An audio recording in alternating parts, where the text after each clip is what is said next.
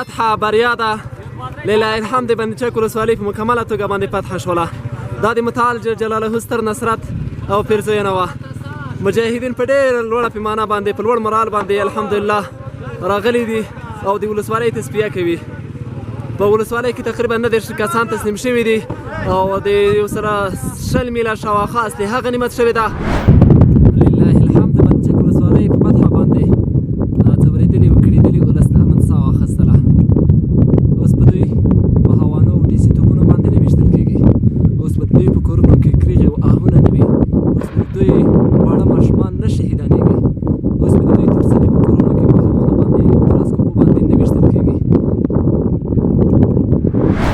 د الله متعال جل جلاله په سپېڅلي نصرت باندې دا د بندچک ولسوالۍ ته تاو شوی سړک دی چې په دغه پله باندې مجاهدین ورته ویږي د خدای په لوی نصرت و د خدای لوی حکومت و الله رب العزت فرمایي کله چې الله اراده وشي د دښمن نه باد وباسي او الله رب العزت ويقذف في قلوبهم الرعب د خدای په زړونو کې الله رعب ور واچوي د فتح او نصرت ټولې نسبت یې پروردګار ته کېږي چې د الله خوښه شي انشاءالله العزیز نو فتح به راځي نو چې دا مجاهدینو ته پکار ده چې دوی د کبر ونه شي مظلوم ولس ډېرې سختۍ یې وګاللې چې په هغو باندې شفقت لاس تېر کړو او د موږ آرزو دا ده بلکې ټولو شهیدانو یتیمانو د کونډو ټولو آرزو دا ده چې افغانستان کې شرعي نظام حاکم شي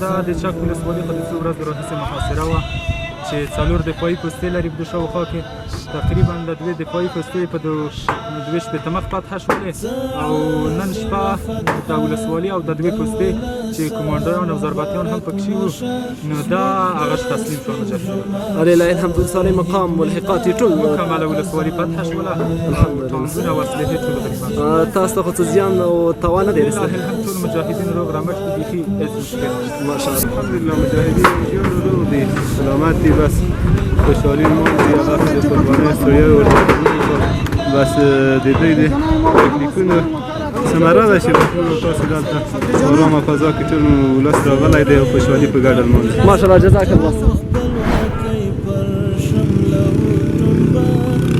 دا هغه ویجاړ دوکانونه دي چې اجیر دښمن د محاصرې په حالت کې له دغو دوکانونو څخه ورونه ورسۍ او حتی د بم لرګي هم ټول ځینې اړولي وو هغه ټول ړنګ کړي وو او خپل لرګي خپل کار باندې کارولي وو د خپل ځان لپاره استعمال کړي وو د خلکو شتمنۍ ټولې لوټ کړې وې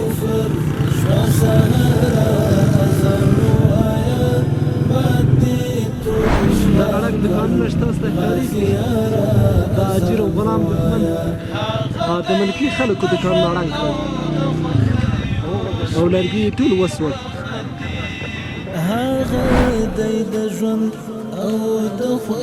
محمد ایمان اسد الله استاد رحمان سیلانه لله الحمد د فتح په ګړندي بهیر کې د میدان وردګو پیاله د بندچک ولسوالۍ کې د غلام ادارې تقریبا 43 کارکونکي چې 4 قومندانان او په شمول باندې وو هغه ټول مجاهدینو ته تسلیم شول د بندچک ولسوالۍ او ټول ملحقات هم ورسره فتح شول دغه د بندچک ولسوالۍ قومندانان د تاسو ته په ویډیو باندې سکرین باندې تاسو وینئ او درته ښکارېږي نوم دې څه دی؟ محمد بقا ولد ولایت فیزگالان چی باعث بود که تسلیم شدی؟ باعث می بود که کل ما مسلمان هستیم الحمدلله شکر نخواسته که خونریزی شود. اگر من بمانم مسلمان هستم خدا نخواسته که استاد ما باشه مسلمان است. ما امروز افتخار داریم در برابر این مجاهدین که استاد شدیم که جلوگیری از خونریزی کردیم کلان افتخار است. در 5 سال که بیشتر شما وظیفه اجرا کردیم و که طالبان جنگ کردی او وقت چرا تسلیم نشدی؟ والا یک گپ است که ما فریب خوردیم. چی رقم فریب خورده بودی؟ فریب میگه است که آدم اول فکر نمیکرد نکردیم ما بازی خودم که دولت است، دولت هم دولتی نبود. ولی الحمدلله شکر امروز که مجاهدین میگیم ما خوش از افتخار داریم مجاهدین. سعید بعد از این ما خود از این روز پیش از این روز به بعد همین کامره که فعلا فیلم برداری دارم دولت هم ببینید حالت ما با دولت دیگه ما دوباره دولت هم میرم غیر قانونی مجاهدین است. من مالم که برم از نجده شروع میکنم. حالا چه احساس داری؟ حالا احساس خوشی دارم. الحمدلله شکر کل مجاهدین شش ما نتیجه نخوش خوش افتخار. شما خود زیاد مظالم کدیده ولسوالی بند چک. حالا مجاهدین که تو چی رقم رویه کرده؟ خیر ببینم ما از تک مجاهدین تشکری میکنم بسیار روی خوب کردن بسیار روی نیک کردن. ما شاید روی هم انسانیت خود نفهمیده بودیم مگر ما دیدیم که روی که مردم یکم ما خوش از این چی پیغام داری کسانی که در اداره کابل کار میکنن؟ دیگه سلام بار بپذیر تمام ملت افغانستان از این حکومت از این دولت دست بکشن بپذیر مجاهدین خود وطن خود می‌کنن. نام چه؟ احسان ولد شیر احمد کوم ولایت؟ کابل ولایت کوم ولسوالی؟ قریه وزبین. ولی تسلیم شو ولی؟